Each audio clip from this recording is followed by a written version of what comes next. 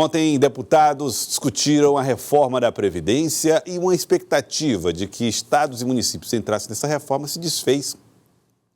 Ali, as esperanças foram diminuindo logo que o texto não foi, a reforma não incluía estados e municípios no texto do relator. E aí os estados estão tendo que buscar alternativas para resolver esse problema. Estamos aqui ao lado do Dr. Ricardo Pontes, ele que hoje está no Piauí Previdência, está acompanhando de perto essas discussões, esses debates e, claro, tentando encontrar soluções para ontem aqui no estado do Piauí. Presidente, obrigado pela participação aqui, obrigado por aceitar o nosso convite. Primeiro, queria que o senhor falasse agora que a reforma foi aprovada na Câmara. As esperanças dos estados e municípios desaparecem ou ainda há esperança de que ele seja incluído no projeto? Bem, boa tarde a todos. Boa tarde, Welson. As discussões continuam. Passou ontem, né, em primeira votação, hoje estão votando lá os destaques, deve transcorrer hoje à tarde ainda todo. Agora já se começa a se discutir, a se debater no Senado. Certo. Então já houve umas primeiras conversas com os senadores, possivelmente o senador Tasso Gereissati, que já foi governador aqui do nosso estado do Ceará, nosso vizinho estado do Ceará, então tem experiência, conhece, há essa discussão com ele, ele inclusive fala que pela proposta dele, talvez acrescente no relatório dele, estados e municípios. Então esse debate, enquanto não conclui a votação definitivamente no Congresso como um todo, na Câmara, nas duas casas, tanto na Câmara como no Senado, há a possibilidade de se incluir e de ter essas alterações. E tendo essas alterações no Senado, essa discussão volta novamente para a Câmara, e esse debate volta para lá. Uma pergunta técnica, não era possível incluir nos destaques? Não. Era possível, mas não foi, foi rejeitado, não foi apresentado lá agora, houve um acordo para que não se apresentasse, levasse essa discussão para o Senado Federal. Bom, se for, mesmo que seja apreciado no Senado, vai para o Senado. Sendo aceito, tem que voltar para a Câmara de novo. Isso tudo vai demorar. O problema da Previdência é urgente. O que é que o Estado está fazendo para tentar cobrir esse rombo de mais de 1 bilhão por ano? Pois é, isso é uma situação que... Uma coisa é a reforma da Previdência Geral que está sendo discutida lá. O ideal seria que incluísse estados e municípios, porque como o próprio governador Wellington fala, está sendo aprovada uma meia reforma, né? Porque uma reforma inteira deveria incluir todo o Estado brasileiro. Então, todos os entes nacionais e subnacionais, que aí entra estados e municípios. Nós temos mais de 2.600 municípios que têm regimes próprios de previdência. Todas as capitais têm regimes próprios de previdência. Todos os estados têm regimes próprios de previdência. Então, essa legislação deveria abranger todo mundo, não somente o governo federal. Não passando lá, nós vamos ter que fazer essas discussões internas aqui, os municípios vão ter que fazer essa discussão interna. Então, esse é um grande problema, porque pode criar várias previdências. Hoje nós temos, desde da PEC número 20, ainda do governo Fernando Henrique Cardoso, que deu todo um regramento geral para a Previdência, lá em 1998, isso nós temos a Previdência do Piauí, é muito semelhante à Previdência do Ceará, que é semelhante à Previdência de São Paulo, a dos municípios também. Com essa possibilidade de que cada estado, cada município tenha as suas regras, pode-se criar uma bagunça jurídica aí, que isso pode ter várias previdências e gerar insegurança jurídica. Também esse é um receio, é um medo. Mas uma coisa é essa reforma que está aí, que vai gerar efeitos daqui a 5, 10, 20 anos. É uma reforma para médio e longo prazo. O que o governador tem colocado, essas discussões que estava fazendo no Congresso, e para agora, para esse déficit aqui de R$1 bilhão que você muito bem colocou. Foi feito fechou R$1 bilhão no ano passado, a previsão é que esse ano seja de R$1 bilhão 150, R$1 bilhão 200 milhões. Próximo ano aumentando, ou seja, crescente. Nós temos que buscar e ter alternativas para agora. Por isso as discussões que o governador tem levantado no Congresso e com o governo federal, para que a gente possa aprovar algumas medidas que venham beneficiar os fundos de previdência dos estados agora. Seja autorizando a gente fazer securitização de dívida, seja concessão onerosa do petróleo, que está sendo discutido lá no Congresso, para que esses recursos venham para os fundos de previdência.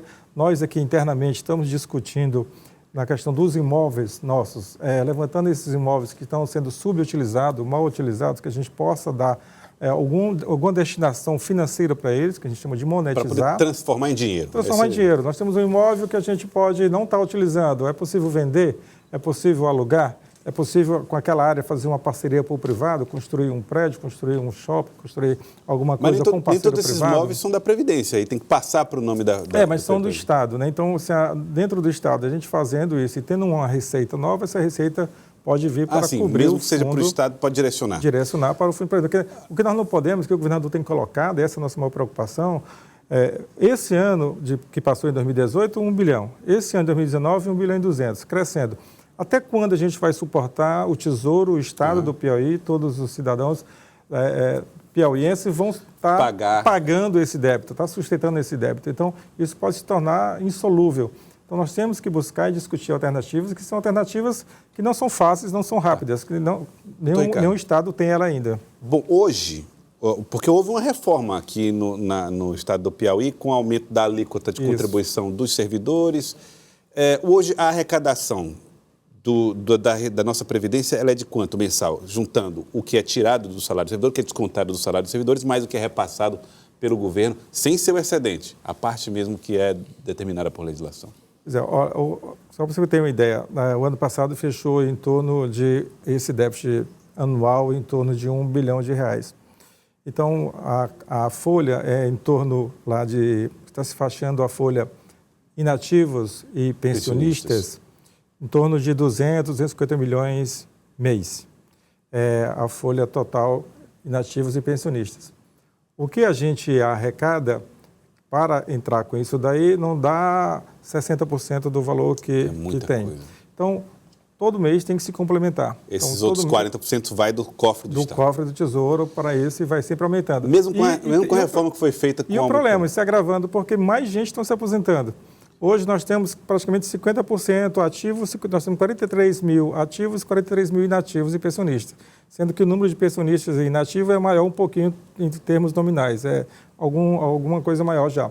Mas já está passando.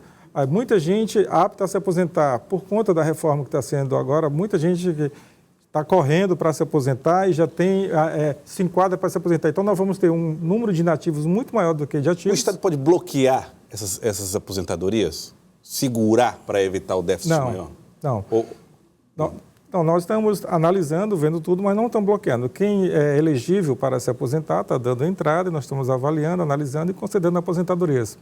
Só até agora, maio, nós já concedemos mais de 600 aposentadorias de janeiro a maio de servidores que deram entrada. E tem muito mais processos em andamento. É um número maior do que o que foi registrado, por exemplo, no ano passado? Eu estou levantando esses dados, comparando esses, mas porque é possível que haja uma corrida nesse momento. Muito mais gente correndo. Por aposentadorias. Não só correndo, mas também que realmente porque os nossos servidores são servidores que já têm uma idade bem avançada, são servidores que já há muito tempo, há mais de 30 anos, trabalham no Estado. Então, muitos deles realmente já estão com data, tem todos os requisitos, tanto de idade como de contribuição para se aposentar.